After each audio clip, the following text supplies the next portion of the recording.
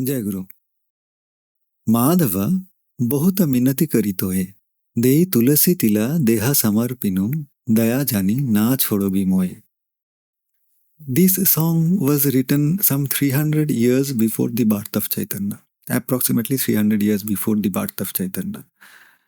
When I heard this song for the first time, Vidyapati was just a poet to me, nothing more than a influential poet, a poet rather who is considered as one of the most influential figures of Bengali literature. Though in his lifetime, Vidyapati never wrote a single line in Bengali. Mādhava is mādhava, bahuta, bahuta, minati kari toya. Minati karta hu tumko. Dei tulasī tila. Dei means dena, to give. Dei tulasī tila deha samarpinu. Deha is body, samarpinu, surrender. Madhava bahuta minati kari toye, dei tulasī tila deha samarpinu. Now this third line which says dayā jāni na chhodobi moya. Daya, I translate this as compassion. Means I know that you won't put me outside the compass of your compassion. I translate this line in this way because I feel that this is the intent of the poet here. The most interesting part is that this song appears like a prayer, though at the core, this is not a prayer. This is a proposition which lays the foundation of a philosophy. Now, what is that? The question that arises from this line is that, is there anything actually outside the compass of compassion? When I turn this to this side, that dayā jāni na chhodobi moya, I know you won't put me outside the compass of your compassion. And then I say that it's a proposition that leads to a philosophy, and that philosophy deals around, is there anything actually outside the compass of compassion? Actually, outside the compass of compassion of Bhagavan. This is the place where things really start becoming politically incorrect, because it says anything that you can think of is due to the compassion of Bhagavan. Anything that is comprehended by your mind, by our mind, is actually inside the compass of compassion. I, whatever I may be, good, bad, ugly, dark, glowy, beautiful or not beautiful, I am not outside the compass of your compassion. I can be Ram, I can be Ravana, I can be Orion, I can be Duryodhana, I can be anyone, I can be a snake, I can be a rabbit, I can be a tiger, I can be a pig, but I am not outside the compass of your compassion. Why do I say this? When I say this, I actually negate the idea that there exists a God and there exists a Satan.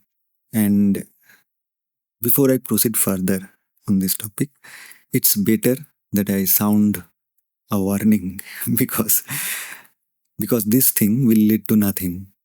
Nothing means nothing. The boundaries will abolish. Now, I am not saying this. If I say I am saying this thing doesn't hold true. Because whatever I feel, if that feeling, if that thought is not substantiated by the Shastras or the Mahajanas, that thought is baseless. So, I am quoting a Mahajana. In this case, Vidyapati is a Mahajana, and I am quoting his poem to substantiate my thought. So, what does Vidyapati say? Vidyapati says, Ganaite dosa guna aleśa na pāobi, jab tuhuñ karabi vicāra, tuhuñ jagannāth, jagate kahāosi, jag-bāhira nahi muñi chāra. I am repeating. Ganaite dosa guna aleśa na pāobi, jab tuhuñ karabi vicāra, tuhuñ jagannāth, jagate kahāosi, jag-bāhira nahi muñi chāra. Ganaite dosa. If you count, you will only get those and not any gun. Pāobi means pana. So, ganaite dosa guna aleśa na pāobi. Why I am explaining this line? Because it says, if you count, you will only get dosa and no guna. Jab tuhuñ karabi vicāra. It's evident what's the meaning is here. Tuhuñ jagannāth. Now here lies the core. Tuhuñ jagannāth jagate kahāosi. Jag-bāhira nai muñi chāra. Tuhuñ jagannāth. This line comes very many times in Padavali. I'm remembering another line. तुहु जगन्नाथ जगतेर पति तुम्हारे लोहिबे केनो एका राधा सखी कोटि तारा बल्लभ शशि हे जेमन षोड़श गोपीर तुमी द्वैत तेमन सरम भरम आमी सबे त्याजिब मधु जामी नीते बधु जेते नाहि दिब. These lines were said by Chandravali to Sri Krishna. It's a different topic, but it says the same thing. तुहु जगन्नाथ जगतेर पति तुम्हारे लोहिबे केनो एका राधा सखी. Here it says, तुहु जगन्नाथ जगत kahāosi jag-bāhira nahi muñi chāra. If you are Jagannāth, the Nath of Jagat, and who says this? Jagat kahāosi. Jagat is saying that you are Jagannāth. Jag-bāhira nahi muñi chāra. I am not outside this Jagat. Jag-bāhira nahi muñi chāra. So the logic he is giving here that you are the Jagannāth, the Nath of this Jagat. I may be a Ravana, I may be a Satan, I may be a devil, I may not be God, but it doesn't mean that I am outside the compass of your compassion. So what does this do? Jagat bahira nai muñi chāra. I am not outside this Jagat, and is as you are the Nath of this Jagat, and I am not outside this Jagat. Whoever I may be, you have to do me dayā. So, if I start from the beginning, it says mādhava bahuta minati kari toya, tulasī tila deha samarpinu dayā jāni na chād moya. Ganaite dosa guna aleśa na pāobi jab tuhuñ karabi vicāra tuhuñ jagannāth jagat kahāosi jag-bāhira nai muñi chāra. If you remember my warning, I told you that whatever I am going to say here, it might harm the feeling of this innate knowledge that's within us, that God and the Satan and God is the ultimate good, and which is not good is not God. So we know what God is. God is the ultimate owner and therefore the ultimate giver. And I dare not introduce you to that binary mode of God and evil and that linear track that God resides in everyone and everyone is in the same in the eyes of God. And it's beyond doubt that I am unfit to push you to the progression where I am God, you were God, and everybody is God. The other people who are interested in God is that they are the traders. Traders means not businessmen. They are traders means they trade. I also trade. I trade sacrifices to gain something from God. I trade sacrifices. God, I am sacrificing it, and so I need this from you. I need money. I need good results. I need a home. I am sacrificing this. I am not doing this. See, I am a veg for the past these many days, and I will be continuing a vegetarian diet. But I need this from you. So I am sacrificing my taste in exchange for something that I need. When I speak of anything, I consciously avoid this term God. It's not that I deny these things, that they are there and someone is in charge of everything, and therefore someone as is in charge of everything is in charge of giving anything that we seek from him. And if we please him, we can get that thing from him. Now it's a trade. I am not interested in that trade. Anyone who is interested in that trade will not find anything worthwhile in this discussion. So whatever I am discussing here, or whatever I will be putting up here, is not about who is God, what to do to please him, and what not to do to displease him. Or how does he work, what are his qualities. Innately, we are at a stage where we are unable to think of a doormat as a Narayan, as Bhagwan. To most of us, the doormat on the door is there to clean our shoes, and the God on the dais is to clean our wounds. To us, qualities, works, functions, and utility, all these things converge and they form an identity, and that identity is either good or either bad, either desired or either undesired. But here we are focused on that one who is without work, without qualities, to whom neither good nor bad, neither darkness nor light matters. What matters is the intent. Dayā jāni na chhodobi mohi. Ganaite dosa guna aleśa na pāobi. Jab tuhuñ karabi vicāra. What does Vidyapati say after these lines? He says, kiye manusa paśu pakhi janamiye athava kita patanga karama vipāke gatagati puna puna mati rahu tuwa parasanga. Now I say tuwa, some say tuya. Kiye manusa paśu pakhi ya janamiye athava kita patanga karama vipāke gatagati puna puna mati rahu tuwa parasanga. When I say that, for what reason is this Akashvritti? This Akashvritti is only concerned about how to move towards realizing that one to whom neither good nor bad matters. It is not actually concerned about who is that person or who is that thing to whom neither good nor bad matters. It is concerned about how to proceed, not who is. This is all about how to proceed. It's a way, and treading that way requires capacity. And that capacity is something which can be gained through rigorous practice. Practice. It's hardcore practice. And that practice can't be substituted by mere knowledge. Means, I might be knowing something, I might be knowing many things, but I do not practice what I know.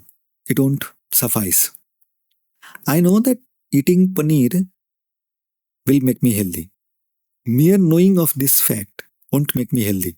If I practice that thing of eating paneer, I will become healthy. Mere knowledge won't make me healthy. So, capacity is built by rigorous practice, not by knowledge. And capacity can't be overridden by wishful thinking of rights. This is a hugely politically incorrect line, but I stand by it. Capacity can't be overridden by wishful thinking of rights. It turns out to be like this. I might know what to do, but if I do not bring in that knowledge to a disciplined, regular practice, then that knowledge is useless and my capacity is limited. As a person, I was born with a limited capacity, and I didn't do anything in my whole life to increase that level of capacity. This capacity is termed as adhikar. In our discussion, this term comes in repeatedly. Adhikar, adhikar, adhikar, adhikar. It's not adhikar as in rights. Adhikar as in capacity. I do not have the capacity to listen to something, because if I listen to that thing, I will be deducing a different meaning than the intended one, because my knowledge is limited, my experience is limited, my thinking of a thing is limited. I cannot think to that level, being in which the composer composed that thing. Even when I am discussing this dayā jāni na chhodobi moya, my capacity is minimal. Surely I have not even reached to that level, being in which Vidyapati composed these lines. I am reducing the meaning as per my own capacity. If someone sits here who has that kind of knowledge, and that person says to me, you don't have adhikar to do this, I have to obey to that person, because that person knows the right thing. I do not know. And I have to wait. I have to practice till I build that capacity to explain this line, to understand this line and explain this line. In my limited capacity, whatever I am explaining, that explanation is also limited. So if I am trying to explain God, that God is also limited. If I am trying to explain evil, that evil is also limited. Why is it limited? Because I am unable to see the same thing in that God, in that devil.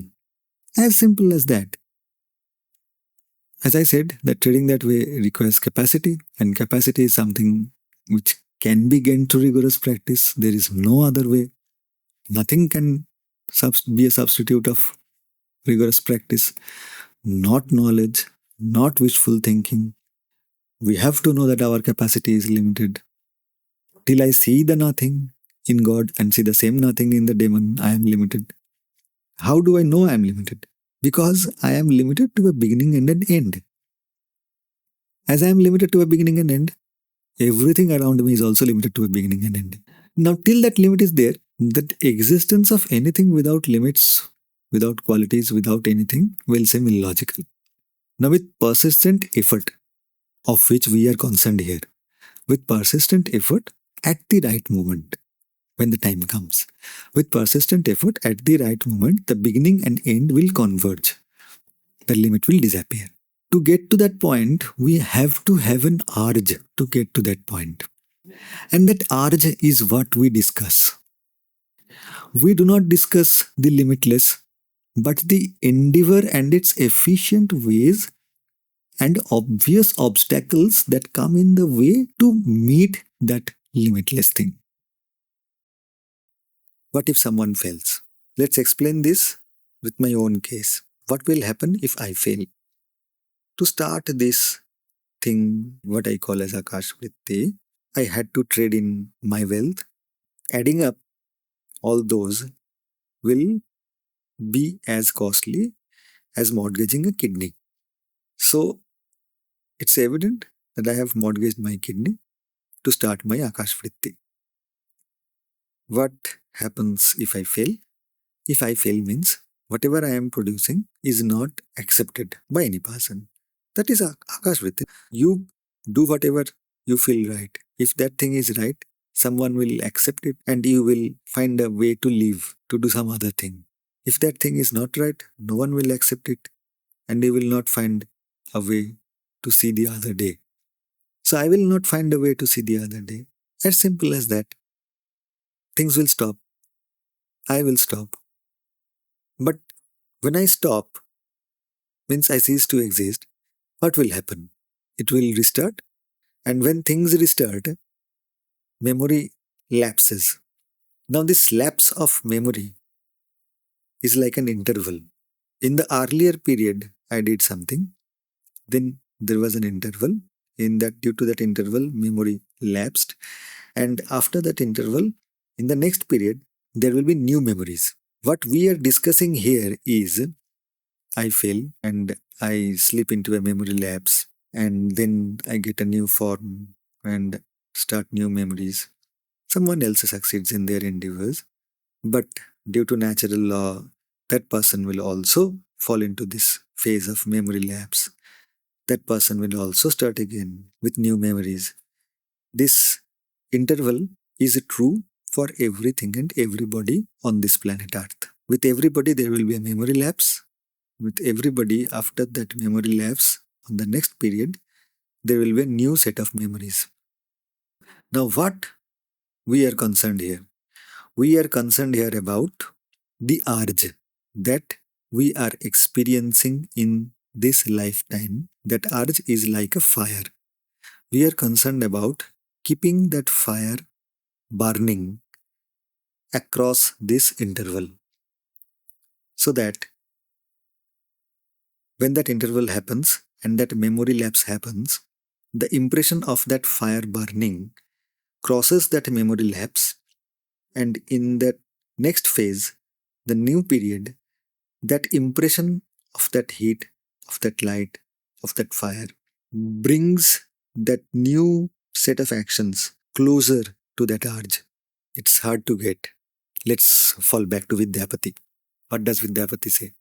Kiye manusa paśu pakhi ye janamiye. किये मनुष्य पशु पक्षी ये जन्मिये अथवा कीट पतंग कर्म विपाके गतागति पुनः पुनः मतिरहुतुआ परसंगे. कर्म विपाके गतागति पुनः पुनः मतिरहुतुआ परसंगे.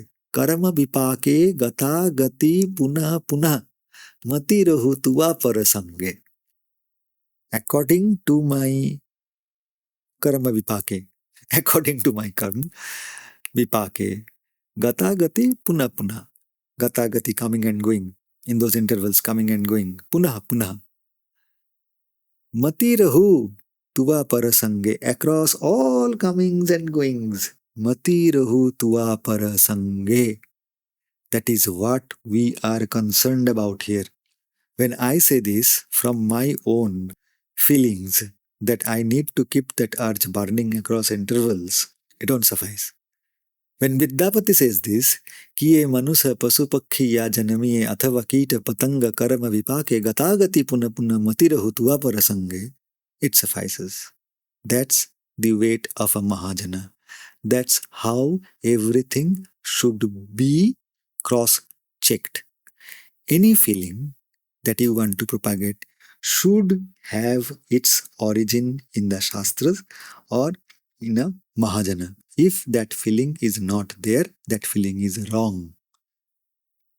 We are only concerned about the urge to know that thing, not what is that thing. The urge to know that thing. And the ways to keep that fire of that urge ever burning.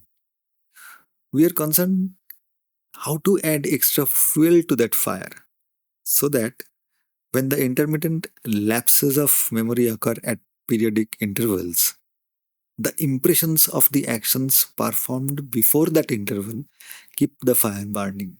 This is what I have translated from these lines. You can beat me how many times you want. Karma vipake gatagati puna puna matirahu tuva parasange. Kiye manusa pasu pakhi ya janamiye athava kite patanga karma vipake gatagati puna puna matirahu tuva parasange. No one in this world can deny the interval its proper place and time. But of course, we can defy the seas in endeavor, the seas in our progression that comes with these intervals. We are here to keep that fire of the urge burning. Even if there is an interval, that fire should keep burning. Our Mahajan, Vidyapati, Vanaya Vidyapati Atisaya Kātara, Taraite iha bhava-sindhu, tuva pada-pallava kari avalambana, tila deha dīna-bandhu. Bhanaye Vidyapati Atisaya Kātara, Taraite iha bhava-sindhu, tuva pada-pallava kari avalambana, tila deha dīna-bandhu. I am not going to translate these lines. It's beyond my capacity. If you are willing to light that fire, that urge inside you, and when you light that fire, be sure that you will also burn in that fire. And you will be in immense heat. You should have to be in that immense heat with as much ease as if you were born with it. Now, if these things are something that you aspire to do, then Akashvritti can be of some meaning to you. If you are not of this type, you always want to gain something or the other as a result of your practice. Maybe not wealth, maybe something like moksha. Akashvritti is not the place to be. Because Akashvritti believes in Ashivo Jaivo Charan Sevivo. Akashvritti doesn't lead you to moksha. Akashvritti keeps you in that cycle of Ashivo Jaivo Charan Sevivo. The ultimate Vaishnava, the Seva Bhav. Mukti will take you out of that Seva phase. A Vaishnava will never want that. A Vaishnava will always want to do the Seva of the Guru or the Ishta. That's how a Vaishnava is. Yes, there are some very, very learned people who try to move towards Mukti, Moksha. I personally feel that Mukti is also a trade-off. You need nothing, not even Mukti. Nothing, not even Mukti. The way things are happening, let it be. May it get worse, may it get better. I do not require. I am not bothered. I am not trading my endeavors for anything. My endeavors are independent. My endeavors are independent of praise, independent of applause, independent of criticism, independent of trolls. It is independent. Independent of mukti, independent of gata-gati puna-puna, independent of everything. Only thing that I wish is that in this Akashvritti, the intent of this endeavor, only thing that I wish for myself, that in this by doing this Akashvritti, the intent of this endeavor should pass on from interval to interval. Jai Guru.